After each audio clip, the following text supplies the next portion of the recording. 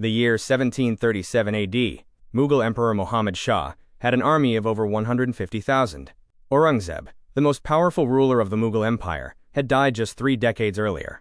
The Mughals, who had ruled over a vast swath of India for nearly 200 years, still possessed so much wealth that the world could have sat and feasted on it for years. Yeshubai, daughter-in-law of Shivaji Maharaj and mother of Shahuji Maharaj, had been in Mughal captivity until just a few years ago. The bottom line was that the Mughal Empire, though weakened, still held the greatest power in India.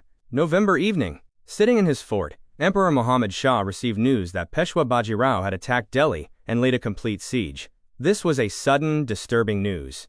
The Mughals had established a network of military bases and spies across almost the entire country. So how did these Marathas sneak in? How quickly did they arrive without anyone noticing? But the Mughal emperor could only marvel at this, not disbelieve it. He knew that the 35-year-old, great warrior named Baji Rao Bilal was capable of anything. He could come flying like the wind and leave like water, destroying everything. The emperor asked, "How many troops does he have?" The answer was, "It must be no less than 50,000. He has come to Delhi with such a large army, and we haven't even received news. How can we defeat them?" The emperor's courage broke. Still, he was a king.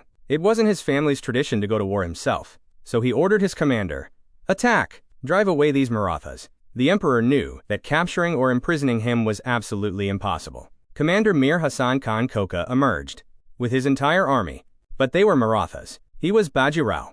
Arms as strong as copper, swords that spoke to the wind, a heart that dared to scale every mountain with the chant of Har Har Mahadev. Neither could the Mughal army return to the fort, nor was Hassan Khan Koka seen again.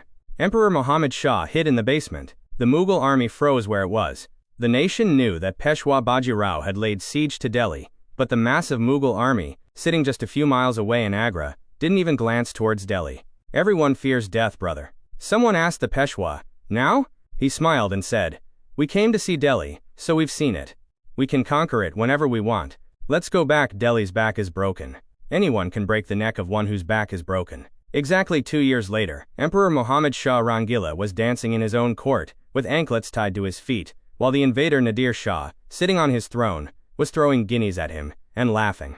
It was as if time was agreeing with the Peshwa, saying, "Anyone can break the neck of one whose back is broken." But this was the shortcoming of Hindu kings that I couldn't understand. When the opportunity arose to behead an enemy, they would become idealists, the consequences of which would lead to even greater massacres and atrocities for their subjects in the future. If Emperor Prithviraj Chauhan had beheaded Muhammad Ghori the first time, India would have been under Hindu rule today.